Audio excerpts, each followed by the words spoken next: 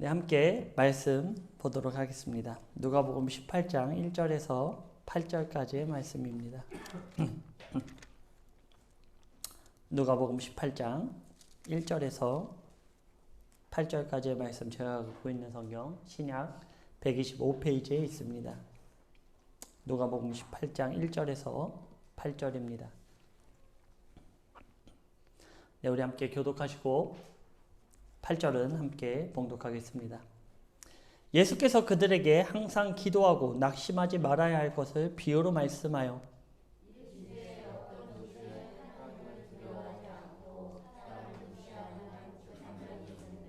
그 도시에 한 과부가 있어 자주 그에게 가서 내 원수에 대한 나의 원한을 풀어주소서 하되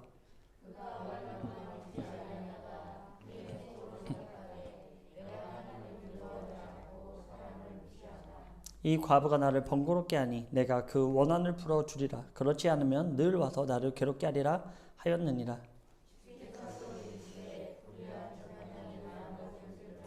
하물며 하나님께서 그 밤낮 부르짖는 택하신 자들의 원한을 풀어주지 아니하시겠느냐. 그들에게 오래 참으시겠느냐. 내가 너희에게 이르노니 속히 그 원한을 풀어주시리라. 그러나 인자가 올 때에 세상에서 믿음을 보겠느냐 하시니라. 아멘. 네, 오늘은 원한도 없다라는 제목으로 함께 말씀을 나누려고 합니다. 오늘 본문의 과부와 재판장의 비유는 공간복음서 중 유일하게 누가복음에만 기록되어 있는 비유입니다. 보통 우리는 이 말씀을 혼자 묵상하다 보면 이런 결론에 도달하게 됩니다. 그래, 포기하지 말고 끈질기게 기도하자. 어떤 기도의 제목이 있다면 이 말씀이 아마 큰 힘이 될 것입니다. 저는 종종 다급한 중보의 요청을 받을 때가 있습니다. 예를 들면 이러한 요청입니다.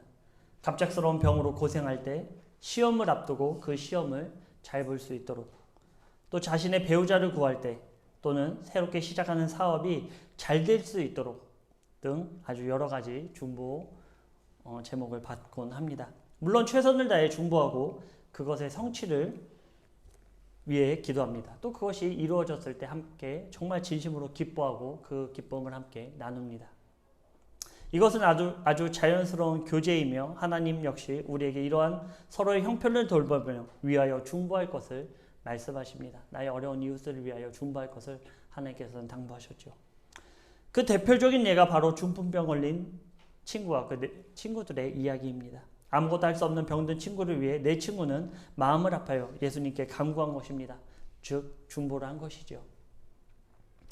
그런데 어느 날 문득 저는 이런 생각이 들었습니다. 다급한 중보의 요청 중에 왜 영혼 구원에 대한 것은 없는가입니다. 많은 세상적인 욕구는 있는데, 그런 요청은 있는데 왜 영혼 구원에 대한 다급한 중보의 요청은 한 번도 들어본 적이 없는가라는 거죠.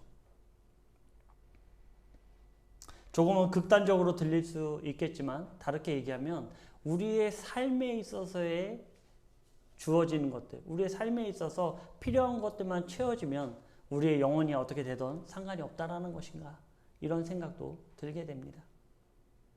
우리에게 가장 중요한 것은 우리의 영혼에 대한 구원이라고 저는 생각해요. 근데 그거에 대한 다급함이 우리의 삶 가운데 너무나 부족하다는 거죠. 너무나 그것을 바라보는 시각이 우리에게 존재하지 않다라는 것입니다. 심지어 요한복음 15장 7절에 예수님은 이렇게 말씀하고 있습니다. 너희가 내 안에 거하고 내 말씀이 너희 안에 거하면 무엇이든지 원하는 대로 구하라. 그리하면 이루리라. 예수님은 우리에게 이렇게 약속해 주셨습니다. 그런데 우리는 먼저 예수님 안에 들어가는 것을 별로 생각하지 않는다라는 거예요. 우리가 예수님 안에, 그리고 그분의 말씀이 우리 안에 거했을 때 너희들은 무엇이든지 구하라는 것이죠. 나의 삶이, 나의 가정이, 나의 사업이, 나의 자녀가 우선 예수님 안에 들어가고 그 예수님의 말씀이 그 안에 선포되어지면 무엇이든지 원하는 대로 구하라는 것입니다. 그러면 반드시 이루어질 것이다. 이것은 예수님의 약속이에요. 이것은 하나님이 우리에게 주신 약속인 것입니다. 이것의 참뜻이 무엇일까요? 이것의 참된 뜻이 무엇일까요? 우리가 예수님 안에 거하면 이 세상의 것을 먼저 생각하지 않는다라는 거예요. 우리가 예수님의 안에 거하면 우리의 생각 자체가 변화된다라는 거예요. 우리의 마음가짐 자체가 변화된다라는 거예요. 그것이 바로 거듭남이라는 것입니다. 그것이 바로 예수 그리스도의 십자가 안에 우리가 죽고 다시 예수 그리스도로 말미암아 사는 인생이 바로 그렇다라는 거예요. 더 이상 세상의 것을 바라보지 않고 예수님의 것을 생각하는 인생, 그것이 우리에게 주어진다라는 것이죠. 이것이 거듭남의 증거라는 거예요. 이것이 바로 우리가 예수님을 믿는 증거라는 것입니다.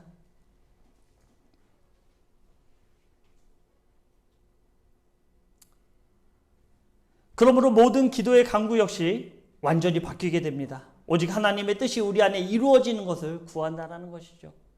그러니 100% 우리에게 응답이 있을 수밖에 없는 것입니다. 왜? 하나님이 우리에게 원하시는 것이니까. 하나님이 우리에게 기도하라고 하시는 제목이기 때문에 이루어질 수밖에 없는 거예요. 그러기에 서두에 잠깐 얘기한 중풍병자와 내 친구의 이야기에서도 예수님은 중풍병자에게 너의 병이 나았다라고 말씀하시지 않으세요. 그것에 대해서 많은 사람들이 예수님에게 반론을 제기하지만 예수님은 그런 간단한 말로 너의 병이 나음을 입었으니 자리를 들고 일어나 집으로 가라 이렇게 말씀하시지 않고 뭐라고 말씀하십니까? 너의 죄가 사함을 받았다라고 예수님께서는 말씀하시는 것입니다. 즉 영원히 구원을 받았다라고 말씀하신 것입니다. 병이 나은 것이 중요한 것이 아닌 이 사건, 이 체험을 통해 예수님을 알고 예수님의 의를 경험한 것이 중요하다는 것입니다. 우리의 육신에 병든 것이 이것이 나음으로 인해서 기뻐하는 것이 아니라 내가 예수님을 안 것으로 말미암아 예수님을 체험한 것으로 말미암아 너희들이 기뻐하라는 것이죠. 여기서 잘 보여주는 것이 바로 마태복음 6장 33절의 말씀입니다. 그런즉 너희는 먼저 그의 나라와 그의 의를 구하라. 그리하면 이 모든 것을 너에게 더하시리라. 예수님을 알고 예수님의 뜻을 구하는 자는 그 병이 걸림돌이 되지 않는다는 것입니다. 그의 나라와 그의 의를 구하는 것은 우리의 모든 삶을 구하는 것과 같습니다.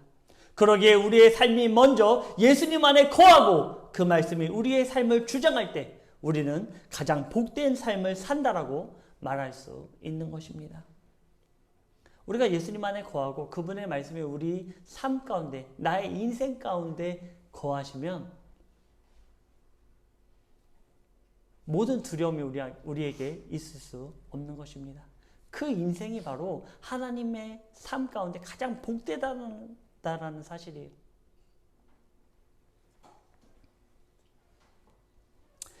그러면 다시 본문으로 돌아와서 누가복음 18장 1절에서 8절의 이 말씀은 우리에게 삶의 필요를 위해 포기하지 말고 받을 때까지 끝까지 간구해라 이런 뜻으로 우리에게 주신 말씀일까요? 만약에 이렇게 우리가 오해한다면 예수님의 뜻을 잘못 오해하고 있는 것입니다. 그렇다면 예수님은 과부와 재판장의 비유를 하시면서 우리에게 가장 말씀하시고 싶은 것이 무엇일까요? 결론적으로 말씀드리면 우리에게 원한도 없다라는 것입니다. 왜 그런지 한번 우리 본문을 자세히 보려고 합니다. 누가복음 18장은 17장 20절에서 37절의 연장선으로 보는 것이 맞습니다. 이것만 뚝 떨어져서 볼 말씀이 아니다라는 것입니다. 우리가 성경을 볼 때요 가장 위험한 것이 말씀만, 구절만 뽑아내는 거예요. 그 구절만 뽑아내서 나의 삶에 적용하는 거죠. 전혀 그런 뜻이 아닌데 우리가 오늘 이 말씀을 볼 때도 18장의 1절에서 8절만 볼 것이 아니라 그 전장과 그 이후의 장도 반드시 봐야 된다는 것입니다. 그러기에 오늘 본문 역시 예수님의 재림의 때를 말씀하시면서 비유하신 것입니다. 그런데 그때 무엇을 강조하고 계십니까? 그 강조는 1절과 8절에 잘 나타나고 있습니다. 1절입니다. 예수께서 그들에게 항상 기도하고 낙심하지 말아야 할 것을 비유로 말씀하여 이르시되 8절입니다. 내가 너희에게 이르노니 속히 그 원한을 풀어 주시리라. 그러나 인자가 올 때 세상에서 믿음을 보겠느냐 하시니라. 마지막 때에 하나님의 나라와 그의 의를 간구하며 그 소망 가운데 낙심하지 않고 믿음을 지키는 자가 과연 있겠냐는 것이에요. 모든 상황 가운데 신실하게 나를 바라볼 수 있는 그 영혼이 과연 내가 이 세상에 올 때 볼 수 있겠냐는 것입니다. 그 믿음을 내가 확인할 수 있겠냐? 이렇게 질문하는 것입니다. 그만큼 희박하다는 것이죠. 그러면서 든 비유의 말씀이 바로 과부와 재판장의 말씀이라는 것입니다. 어떤 도시에 하나님을 두려워하지 않고 사람을 무시하는 재판장이 있습니다. 또 그 도시에 한 과부가 살고 있었습니다. 그런데 그 과부는 너무나 큰 원한이 있어 날마다 그 재판장을 찾아가 자신의 원한을 풀어줄 것을 요청합니다. 그러나 이 재판장이 이 과부에게 관심이나 있었겠습니까? 하나님을 두려워하지 않고 사람을 무시하는 자에게 가장 귀한 것은 세상의 명예와 부입니다. 그러기에 자신에게 조금의 이득도 되지 않는 이 과부를 돌아볼리 만무합니다. 이 재판장은 세상을 대표하고 있어요. 하나님의 공의가 내 안에 존재하지 않고 오직 세상의 이치, 세상의 부와 세상의 명예만이 대표되는 이것이 바로 이 재판장을 대표하고 있다는 것이죠. 하지만 이 과부의 원한이 얼마나 컸던지 자신을 거들떠 보지 않는 재판장을 날마다 찾아가 소리치며 귀찮게 했습니다. 결국 이 재판장은 자신은 하나님도 두려워하지 않고 사람을 무시하나 너무나 귀찮아 그 과부의 원한을 들어주기로 합니다. 이 비유를 우리에게 든 것이죠. 이 비유를 든 후 예수님은 6절 이후에 이렇게 말씀하십니다. 주께서 또 이르시되 불의한 재판장이 말하는 것을 들으라. 하물며 하나님께서 그 밤낮 부르짖는 택하신 자들의 원한을 풀어주시지 아니하시겠느냐. 그들에게 오래 참으시겠느냐. 내가 너희에게 이르노니 속히 그 원한을 풀어주시리라. 예수님은 불의한 재판장과 공의의 하나님을 대조하시면서 우리의 원한에 대한 응답을 말씀하신 것입니다. 그러니까 이 비유의 말씀을 왜 주신 것이냐면 이렇게 우리의 과부의 그 요청에 대해서 굉장히 포커싱을 맞추고 있지만 조금 더 다르게 생각해야 돼요. 여기서 비유의 말씀, 그러니까 대조하시기 원했던 것은 이 불의한 재판장이라는 것이죠. 아무 이야기도 듣지 않는 이 불의한 재판장, 공의에는 관심이 없는 이 불의한 재판장. 그러나 대조적으로 하나님은 그렇지 않다라는 거예요. 하나님은 공의로우시며 우리의 이야기를 들어주신다라는 것이죠. 공의로서 재판을 하신다라는 것입니다. 이것을 대조하기 위해 이 비유를 드신 거예요. 즉 하나님은 우리의 원한에 대하여 속히 응답하시며 반드시 응답하시는 것을 말씀하신 것입니다. 이것이 만약 기도 제목에 대한 응답이라면 예수님은 왜 원한이라고 표현했을까요? 그 이유는 단순히 기도 제목에 대한 응답이 아니다라고 말씀하시는 것입니다. 즉 우리의 원한과 깊은 관련이 있다라는 것입니다. 너희가 말 못할 고통의 원한을 가지고 있더라도 항상 기도하고 깨어있어 낭망하지 말라. 그러기 위해 이 말씀을 주신 거예요. 1절의 말씀이 바로 그것입니다. 예수께서 그들에게 항상 기도하고 낙심하지 말아야 할 것을 비유로서 말씀하신 것이죠. 항상 기도하고 너희들이 낙심하지 말아야 될 것.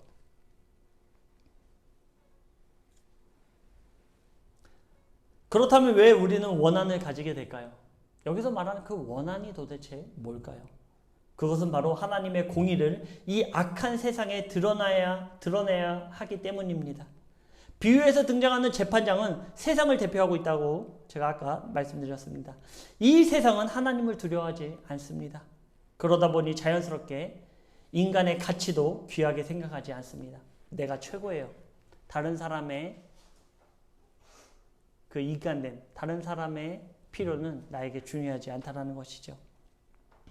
이러한 세상에 살아계신 하나님을 전해야 하기 때문에 우리는 어려움을 당할 수밖에 없는 것입니다. 그것을 원한으로 표현할 수 있는 것이죠. 그런데 문제는 우리 삶 가운데 이러한 원한이 없다라는 것입니다. 즉 이러한 어려움이 없다는 것입니다. 나의 삶의 문제는 몰두하지만 하나님의 나라와 의에 대하여는 관심을 가지지 않습니다. 그러니 우리에게 원한이 있을 리 없습니다.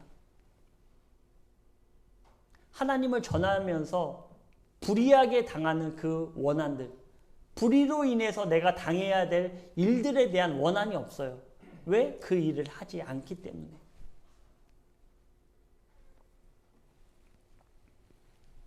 세상에 살다 보니 우리들 역시 재판장과 같이 그대로 세상의 법을 적용하고 살고 있다는 것입니다.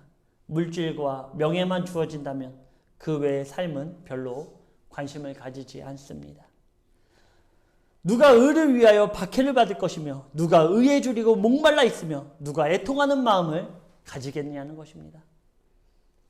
우리에게 이러한 마음이 없으니 하나님의 복음을 위한 깊숙한 마음, 즉 비유에서 말하는 그 원한도 없다는 것입니다. 그러나 예수님께서는 말씀을 통하여 과부와 같이 이러한 공의를 나타내기 위해 끊임없이 이 세상을 두드리라 말씀하시는 것입니다. 이 세상에 대한 외침이 과부와 같이 있어야 된다는 거예요. 그럴 때만이 우리에게 원한이 생길 수 있는 것입니다. 그럴 때 무엇이 있습니까? 박해도 있고 공고도 있고 때로는 실망한 낙심함도 있는 것입니다. 그러나 두려워하지 말고 기도하라는 거예요. 그렇기 때문에 이 비유를 우리에게 주신 것입니다. 너희가 복음을 전하면서 너희가 박해를 받으면서 나의 이름으로 인하여 힘들어할 때 낭망하지 말라는 거예요. 그럼에도 불구하고 기도하고 하나님을 붙잡으라는 것입니다. 이것이 바로 오늘 이 말씀에 대한, 이 비유에 대한 하나님의 뜻이라는 것이죠. 바로 이러한 말씀을 주시기 위해 오늘의 비유의 말씀을 하셨다는 것입니다. 하나님께서는 자신의 자녀가 박해받는 것을 오래 보시는 분이 절대로 아닙니다. 이렇게 말하면 그러면 우리는 예수님 오실 때까지 이렇게 힘들게 살아야 하는가 생각할 수도 있습니다. 하지만 절대로 그렇지 않습니다. 하나님은 자신의 나라와 의를 위하여 이러한 낙심한 상황 가운데 살아가는 우리를 절대로 홀로 두시는 분이 아닙니다. 요한복음 14장 18절에 이렇게 기록하고 있습니다. 내가 너희를 고아와 같이 버려두지 아니하고 너희에게로 오리라. 하나님은 의를 위하여 박해를 받는 우리를 붙잡아 주시고 날마다의 양식과 필요를 통해 그 삶을 풍성히 해주실 것입니다. 그러기에 우리는 먼저 그의 나라와 의를 구해야 하는 것입니다. 이것은 바로 영혼의 구원입니다. 나의 영혼의 구원과 바로 나의 가정에 대한 영혼의 구원. 이것이 바로 하나님의 나라와 의를 구하는 거예요. 하나님의 뜻이 이 세상에 선포되어지는 것이 바로 하나님의 뜻이라는 것입니다. 그것이 무엇입니까? 바로 나의 영혼의 구원이에요. 말씀에서도 비유에서도 말씀하셨지만 내 영혼이 죽고 세상을 다 가진들 무슨 소용이 있습니까? 제가 며칠 전에 카톡에 이런 메시지를 봤어요. 이건희 회장이 이제 소천했잖아요. 근데 그 이건희 회장이 가지고 간 물질이 있습니까? 죽으면서 뭐 상속세만 13조라고 그래요. 그렇죠? 상속세를 내야 되는데 뭐 자녀들이 내는데 그 13조라는 돈이 이 이건희 회장이 혹시 갖고 죽었을까요? 그렇지 않죠. 그러니까 이 세상에서의 우리에게 주어지는 것들이 영원하지 않다라는 거예요. 그러면 영원한 것이 도대체 무엇입니까? 영원한 것. 우리의 믿음의 이 오늘 예배드린 이 예배의 목적이 도대체 우리에게 무엇이냐는 것이죠. 예배의 목적이 내가 잘 먹고 잘 사는 것입니까? 물론 그것도 될 수 있어요. 잘 먹고 잘 살아야죠. 어려움 없이 살아가는 것이 하나님의 뜻이라는 거예요. 우리가 막 어렵고 힘들게 사는 것이 하나님의 뜻이라고 오해할 수 있는데 절대 그렇지 않아요. 그런데 그것보다 더 중요한 게 있다는 거예요. 더 중요한 것은 무엇이냐면 나의 영혼을 바라보라는 것이죠. 나의 가족의 영혼을 바라보라는 것입니다. 이 세상에 살고 있는 사람들의 영혼을 바라보라는 것이죠. 병에 든 것이 중요한 것이 아니라 우리 영혼이 구원을 받을 수 있는가. 그것이 바로 가장 중요한 의미가 있다라는 것입니다. 하나님은 의를 위하여 박해받는 우리를 붙잡아 주시고 날마다 양식과 필요를 분명히 채워주십니다. 그러기에 우리는 그의 나라와 의를 구하는 것이죠. 기도는 하나님에게 나의 필요를 요구하는 것이 아닌 그분과의 동행을 구하는 것입니다. 그럴 때 우리는 모든 환경 가운데 낙심하지 않을 수 있습니다. 우리가 기도라는 것을 많이 오해할 수 있어요. 근데 이 기도라는 것은 하나님과의 동행 가운데 교제를 나누는 것이 바로 기도라는 거예요. 만약에 우리 자녀들이 나에게 매일 자신의 필요만을 얘기해요. 아빠 이거 사주세요. 저거 사주세요. 다른 대화는 하지도 않아요. 무조건 뭐만 사달라 그래요. 뭐 맛있는 거 사주세요. 뭐 재밌는 거 사주세요. 장난감 사주세요. 맨날 오면 그 얘기만 하는 거예요. 저만 보면. 아빠 나 이거 사주세요. 저거 사주세요. 어디 놀러 가주세요. 맨날 그 얘기만 해요. 어떨까요? 이게 자녀와 부모 간의 교제가 있다라고 말할 수 있을까요? 그냥 나는 그 자녀에게 필요의 존재밖에 될 수 없어요. 그냥 무언가를 사주는. 그러다가 만약에 못 사주게 되면 어떡할까요? 가끔 그런 걱정이 될 때가 있어요. 하다가 이거 너무 비싼 거라 사줄 수가 없어요. 못 사준다고 얘기하면 나중에 샤인이가 커서 저를 무시하고 이것도 못 사주면서 무슨 나의 아빠야. 그러면 저의 마음이 어떨까요? 근데 우리가 신앙생활 하는 것이 이렇다라는 거예요. 기도라는 것은 그런 게 아니에요. 아버지와 내가, 부모와 내가 교제를 나누듯 이런 얘기도 하고 저런 얘기도 하고 때로는 아버지의 필요가 무엇인지 아버지의 뜻이 무엇인지를 대화를 통해 알게 되는 것이 바로 기도라는 것이죠. 이것이 우리에게 중요하다는 거예요. 그러니까 나의 필요를 채우기 위해서 기도하는 기도는 너무나 기초적인 죽을 먹는 신앙. 우리는 그 신앙을 뛰어넘고 하나님의 뜻이 과연 무엇인가? 하나님이 나에게 원하시는 뜻이 무엇인가를 묻는 기도. 그런 기도가 우리에게 필요하다는 것입니다. 그러나 예수님께서는 마지막 때 이러한 믿음을 과연 볼 수 있겠느냐 하며 이 비유의 말씀을 끝나세요. 어떻게 보면 굉장히 회의적인 물음으로 끝나는 것입니다. 이것은 우리가 심각하게 받아들여야 할 대목입니다. 점점 시대는 악해지며 사람들은 자신을 사랑하며 돈을 사랑하게 되었습니다.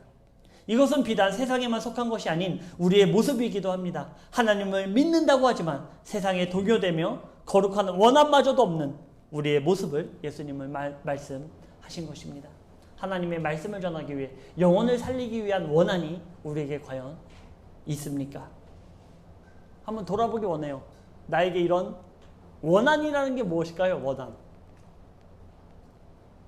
사무치는 거잖아요. 막 잠잘 때도 생각나고 깨어나서도 생각하고 어떻게 하면 이 원한을 풀어낼 수 있을까라는 조급함과 다급함, 답답함이 있는 거잖아요. 그럼 우리가 하나님의 뜻을 이루기 위한 이런 원한이 나의 삶 가운데 있냐는 거예요. 과연 나의 삶에 대한 원한은 있어요.